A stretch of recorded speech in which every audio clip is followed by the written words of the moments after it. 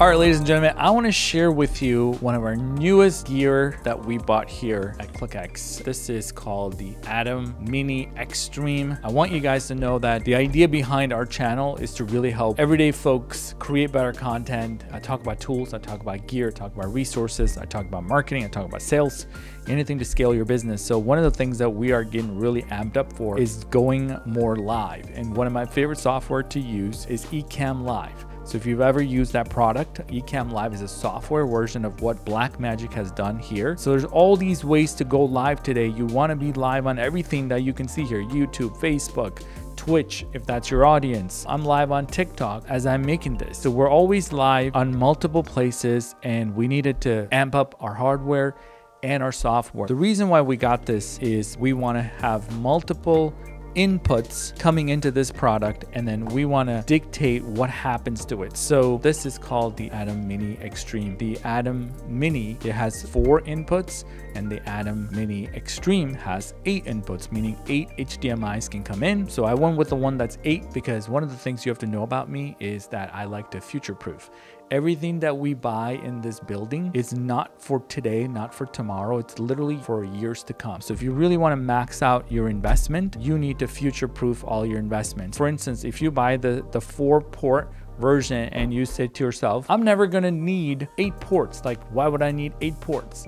Little do you know that maybe in a month or 2 months or 3 months from now, you have a podcast where you're speaking and you have a guest speaking, and you both have 2 cameras, and then you have another camera. If you had 4 or 5 cameras coming in and you only had a maximum of 4, you'll max yourself out. Why does this have all these buttons? Am I going to be needing all this? No, I will not. These are your inputs. And then the only things that we're going to be using, a lot of the keys up here are for Blackmagic cameras. If you have a Blackmagic camera, you can manage a lot of that through the buttons here. So we plan on going with Blackmagic cameras in this studio, multiple Blackmagic cameras. I'm not being paid to say this. So this hardware becomes super ready to go. And then these buttons here are for transitioning between multiple cameras. So again, exactly what you do in Ecamm, you're just doing it in the keys. And then over here, you're kind of like dictating what happens to your HDMI out. So if you want to go live on YouTube, for instance, you just have to click this on air button. I will literally be going live into YouTube right from here.